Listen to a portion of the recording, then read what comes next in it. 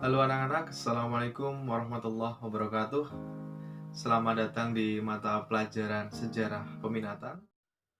Baik, saat ini kita akan membahas tentang Aufklärung. Nah, apakah yang dimaksud dengan Aufklärung? Zaman Aufklärung ini dikenal dengan zaman pencerahan atau zaman Fajar Budi. Aufklärung merupakan kelanjutan dari Renaissance. Aufklärung adalah suatu gerakan besar di Eropa pada abad ke-18 Masehi yang memberikan kedudukan dan kepercayaan luar biasa kepada akal budi manusia. Tokoh-tokoh yang mempelopori periode ini menanamkan kepada pengikutnya dan manusia pada waktu itu bahwa akal manusia harus digunakan untuk menjawab masalah kehidupannya. Selanjutnya, Aufklärung di Eropa. Nah, Aufklärung merupakan kelanjutan dari Renaissance. Jika Renaissance dipandang sebagai peremajaan pikiran, maka Aufklärung menjadi masa pendewasaannya. Periode ini telah banyak membawa perubahan pola pikir manusia.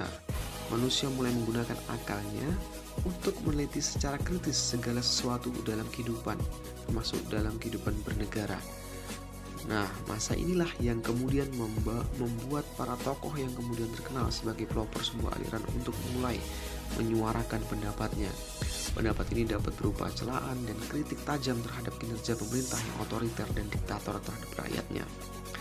Banyak negara di Eropa yang mulai mengembangkan periode Aufklärung, di antaranya Jerman, Inggris, dan Prancis. Selanjutnya adalah aliran-aliran pemikiran masa Aufklärung.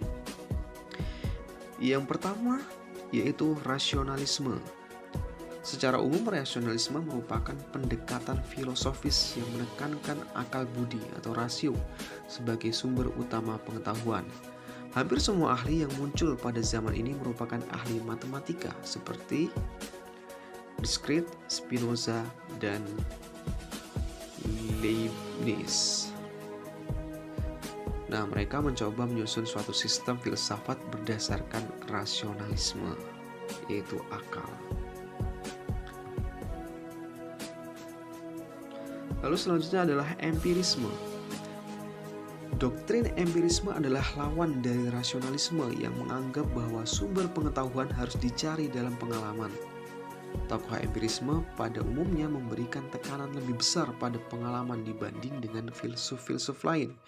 Pengalaman indrawi menurut mereka adalah satu-satunya sumber pengetahuan, bukan akal. Nah, tokoh yang mendukung teori ini diantaranya adalah Francis Bacon. Lalu selanjutnya adalah Kantianisme.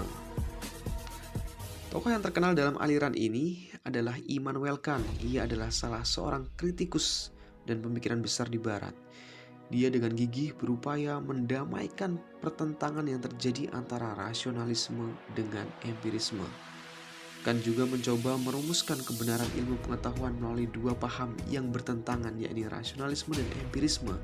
Ia berpendapat bahwa pengetahuan adalah hasil kerjasama dua unsur, yaitu pengalaman dan kearifan akal budi.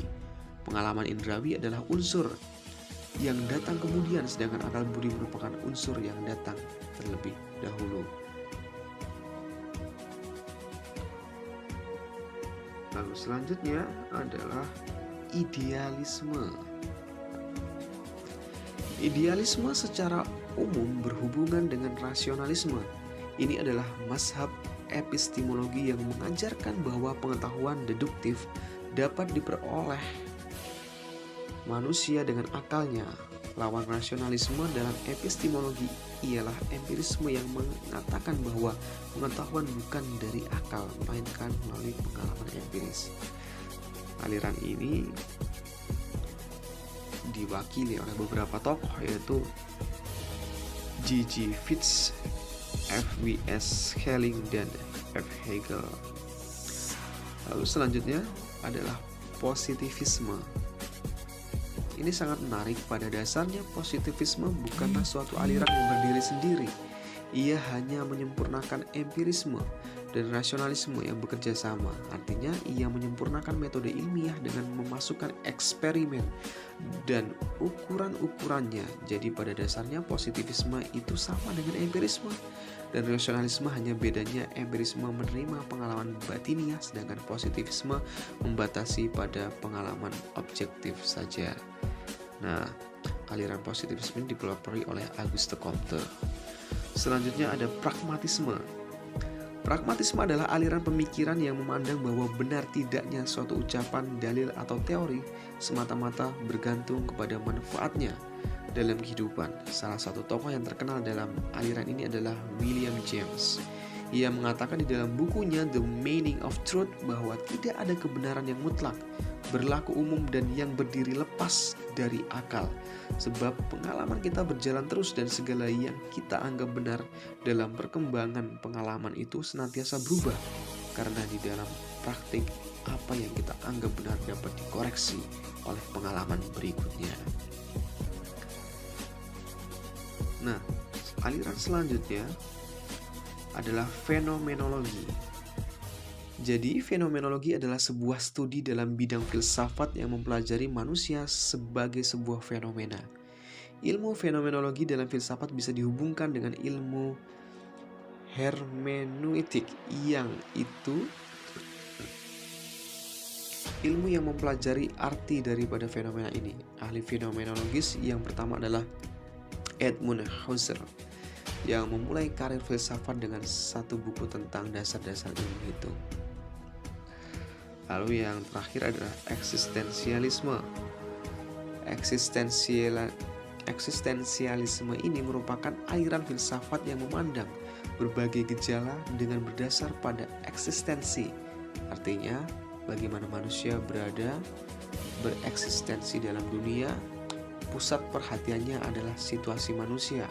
Istilah eksistensialisme dikemukakan oleh ahli filsafat Jerman, yaitu Martin Heidegger.